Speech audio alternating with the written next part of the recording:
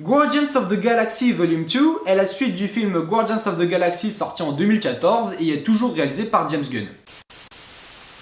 Peter Quill, aka Star-Lord, est un ancien terrien enlevé par l'extraterrestre Yondu alors qu'il était encore enfant. Alors que ce dernier était supposé l'emmener auprès de son père biologique, Yondu avait finalement décidé de garder le jeune garçon près de lui, faisant de lui un véritable pirate de l'espace. Mais aujourd'hui que Peter a bien grandi, il semblerait qu'il soit enfin venu l'heure pour lui de faire la connaissance de son paternel. Une rencontre qui risque de l'engager, lui et sa petite équipe de filous de l'espace, dans de nouvelles aventures colorées où il leur faudra de nouveau sauver la galaxie sur un fond de musique des années 70.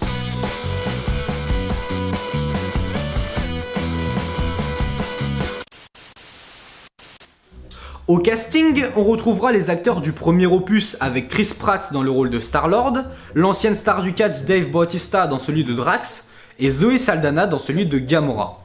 Il faut aussi compter sur les voix de Vin Diesel et Bradley Cooper qui viennent compléter la petite équipe en doublant respectivement l'arbre Groot et le raton laveur Rocket Raccoon.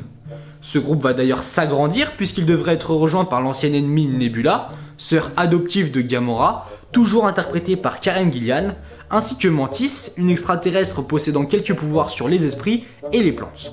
Elle sera interprétée par une jeune actrice française, Pomme Clémentieff, que vous avez déjà pu voir dans Les Kaira.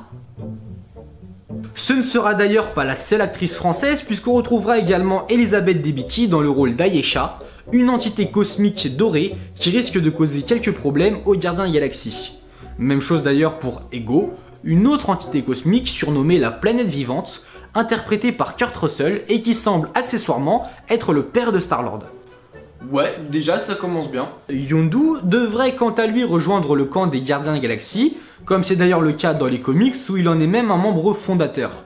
Ce dernier est toujours incarné à l'écran par Michael Rooker, bien connu pour sa participation à une autre adaptation de comics, la série à succès Walking Dead, où il incarnait Merle, le frère du très populaire Daryl Dixon.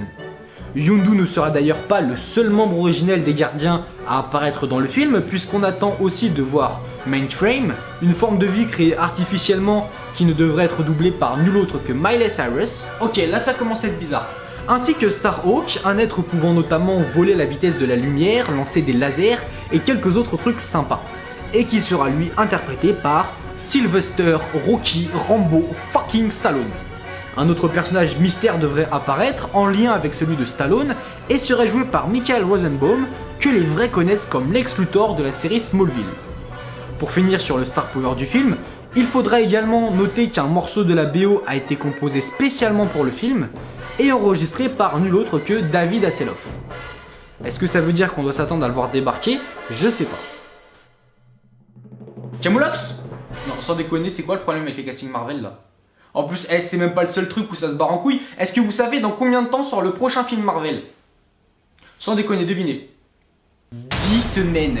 10 putain de minuscules macroscopiques petites semaines. Ça veut dire que techniquement, le prochain film Marvel pourrait sortir, que Guardians of the Galaxy 2 pourrait encore être en salle. Ça veut dire que techniquement, je pense que j'aurais pris un plus grand popcorn à l'entrée et une bouteille d'eau, j'aurais pu camper dans la salle et attendre la sortie du prochain film Marvel sans avoir à en sortir. Et puis, c'est même pas comme si ça allait être un nouveau film original sur un héros que vous ne connaissez pas, c'est Spider-Man. C'est Spider-Man, c'est complètement le nouveau Spider-Man. Est-ce qu'on n'aurait pas pu attendre 2 ou 3 ans avant d'avoir un nouveau film Spider-Man? Est-ce que c'était obligé qu'on l'ait là tout de suite en se précipitant et en enchaînant les films comme c'est pas permis? Il n'y a plus de respect en 2017, on inonde le marché, on balance des trucs. Bon, on parlera de toute façon du cas Spider-Man en temps voulu, c'est-à-dire dans pas très longtemps du coup. D'ici là, allez voir Guardians of the Galaxy 2, les premières critiques sont dithyrambiques. Et moi je vous dis à bientôt sur la chaîne pour de nouvelles vidéos un peu plus originales. A plus.